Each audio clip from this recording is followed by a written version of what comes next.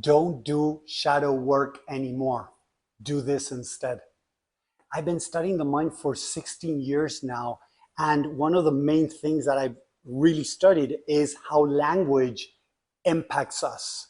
And I want to give you some examples for you to understand. When somebody talks to you, right, if they come to you and say, oh, what you're doing is wrong, the language that they're using could sound judgmental, could sound criticism, could feel rejection, and it puts people into this defensive mode, okay? But if somebody comes and says, hey, you know what, Tommy, I would like to talk about, when you're raising your voice, how I feel, right? Because when you raise your voice, it makes me feel blah.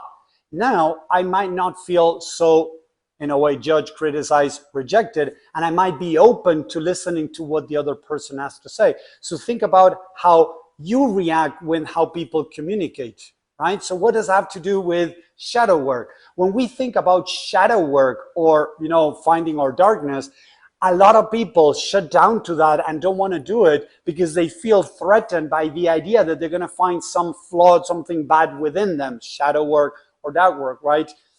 So what I realize is that when we go within to heal, we go find a little Tommy, something that happened in my past that is still reliving as if it were happening now because of how the mind works. So instead of doing shadow work, what I invite people to do is light work.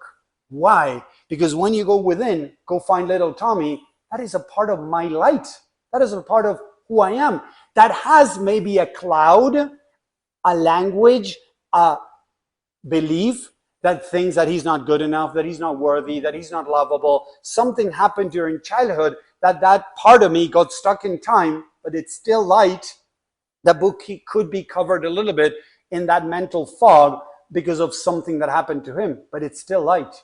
So what I'm doing now, when I talk to people that I'm working with and I'm spreading the word more and more, that instead of keep working as let's do shadow work, something that Carl Jung taught, and I love the work of going within and healing, don't get me wrong, into the subconscious mind to find our parts that have been, kicked out, have been repressed, have been ignored, have been outcast, to bring them back and integrate them. I found it that it's much better to call it light work because it doesn't challenge us. It doesn't feel so threatening to go do shadow work than doing light work.